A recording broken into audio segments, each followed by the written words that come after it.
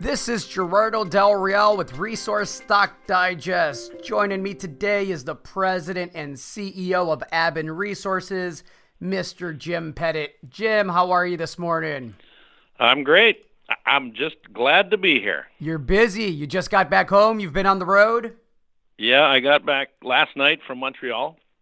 Good investment conference there, as well as the the F1, the Grand, what do you call it? The Formula One race. I went and saw that, and that was pretty incredible. It never hurts to be able to work hard in the daytime and play a little bit in the evening, right? Oh yeah.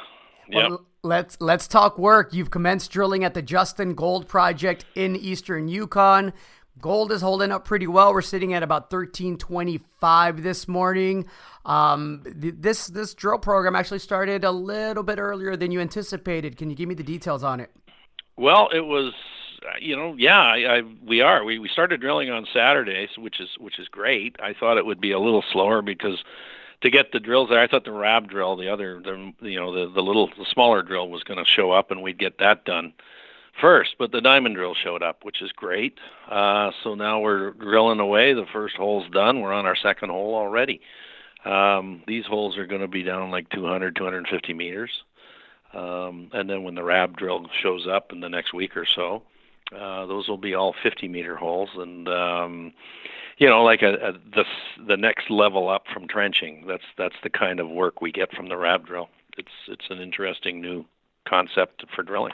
Excellent. And this is going to be a combination of both. You mentioned the RAB drill and the diamond drill. So the way I understand it, it's going to be approximately 600 meters of RAB drilling and then 1,350 meters of diamond drilling. Is that correct? Yep. And the RAB drill will be pretty consistent. We're going to do 20 holes in that 600 meters, and that's the whole idea. You do fairly shallow holes, and then on the diamond drill side, we'll do 6 to 10. We may go over a bit and get up to 10 because we're doing, if we're going to do the 200 plus holes, and that's going to be based on what they see in the core. That'll be variable. Let's call it that. Got it. In terms of how many holes we get. Perfect. Now, I understand that you're testing, there's two distinct mineralization styles in this system, and I understand that you're trying to get a better grasp of that and trying to figure out whether, a younger system or an older system was remobilized. Can you explain that to those that are not as familiar?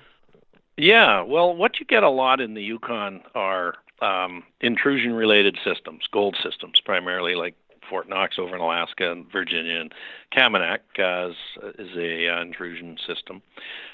What we found up there back in 2012 on the Justin is an intrusion. It's sitting there exposed at surface, kind of expressed as a skarn, but it's there. It's big. It shows up in the geophysics, and then as you get away from it, you can start getting fracturing in the older rock that the intrusion came up through. And so that's what we're looking at now with the Lost Ace, which is just beside the POW zone, which was our discovery of this intrusion system.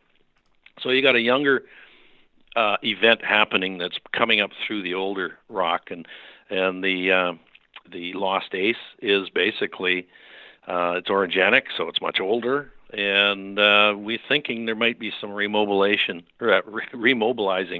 of fluids. And that orogenic system has got very high grades associated to it. Three Aces is next door to us, not very far away, which is that's Golden Predator's system, and that is orogenic in nature, and it's very high grade. And so what we found in our trenching on the Lost Ace is very high grades, up to 82 grams in some of the samples, but it's also expressed at surface. And if you look at some of the pictures on our website, you'll see it's all over. So that's why we're going to use the RAB drill. And it's close enough to the intrusive system that it could be influencing what is showing up there, which would be awesome because generally intrusion-related systems are big tonnage, bulk tonnage, lower grade, like what we've hit there before, 60 meters of 2.5 gram material rather than the really high grade what we're seeing, say, on the Forest Kerr. They're different systems. So if one is overprinting on the other, that's great. That'll be great. This is a thesis we're working on right now. You mentioned Forest Kerr. I understand that this program at Justin should take about 3 to 4 weeks to complete, and then you pivot immediately to Forest Kerr. Is that right? Yeah, that's for sure. We're looking to start right at the end of the month at Forest Kerr, and this should end right about then too. So it's good. Segue right into the other, where we've got the guys working hard getting Forest Kerr ready. Cornell's, he's working hard. We've got the crews lined up. Everyone's ready to go. And I think, it could easily be boots on the ground right around the 28th, and then drilling starts shortly thereafter, probably the very first week of July. And then we'll be wrapping up in the Justin, because that's a different crew. And we'll start getting all that information probably back from the lab. By the time we start these first holes, we should start getting assays results back. And hopefully we're going to have some good news flow, because that early stage stuff up in the Justin should start coming through all through July. And then once we start in Forest Kerr, the beginning of July, we'll start getting that back in August at the beginning. And then it starts slowing down as everyone else starts drilling. But I think we can get out of the chute like we did last year as one of the first groups up there drilling. Well, that's a lot of news here in the following weeks and months. Not a coincidence. I don't think that the stock has firmed up and is catching a good bid. Jim, anything else you'd like to add? I get the feeling we're going to be talking here multiple times over the next couple of months. Oh, yeah. I think it's going to be a busy year. And I think the fact that I added this other drill program on, there was some heated discussions about it, but I think by adding an extra month of drilling, we really seriously have added to the news flow.